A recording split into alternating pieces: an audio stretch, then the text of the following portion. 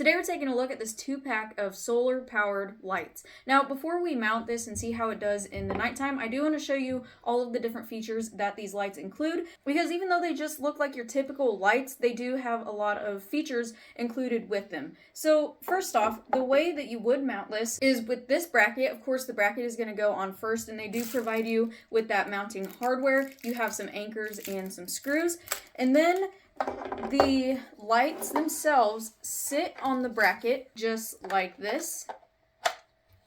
So wherever you decide to put it, whether that be on the side of a building or your house, wherever, it's going to be sitting just like this. When you mount it, you are able to adjust this in a variety of different ways. So first off, the solar panel itself moves. So you can turn it this way and you can turn it this way. Next, the two lights on the sides move as well. So we can turn it this way, sideways, like that. Same with the other side.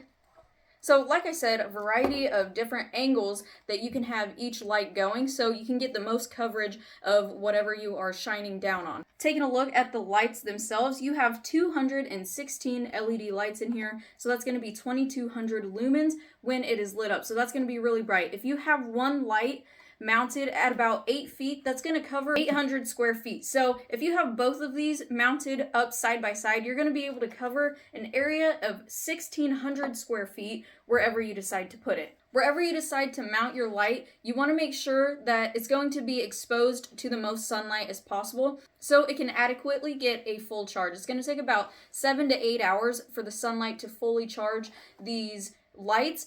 And then depending on what mode you have, depends on how long that charge is going to last. So, speaking of the modes, you have 3 modes. You're going to change it with this little rubber piece here. Mode number 1 is going to be your bright mode. So what that is going to do is, during the nighttime, this is going to be off, but when it detects any motion, it's going to light up all 2200 lumens. And it's going to stay like that as long as it detects any movement, and then once that movement has quit, it's going to remain on for an extra 30 seconds, and then it will turn back off. Next, mode number 2 is going to be your dim light. So what that's going to do is keep the solar light on a dim mode for the entirety of the night, at least 12 hours until it detects the sun coming up, and then it will automatically shut itself off and then turn back on once the sun goes down. And then mode 3 is going to be the double safety mode. So what that is going to do is it's going to stay on like mode 2 on the dim mode, but once it detects any movements, it's going to fully light up to the bright mode, the 2200 lumens, and again, it's going to stay on until it doesn't detect any more movement, and then stay on an extra 30 more seconds. So with all that being said, we're going to go ahead and get this mounted up and check it out at night to see just how bright these lights really are. Okay, so we're going to show the motion sensor on here. We got the light on the back side of the chicken coop, and my daughter should turn that on when she walks in front of it. There we go.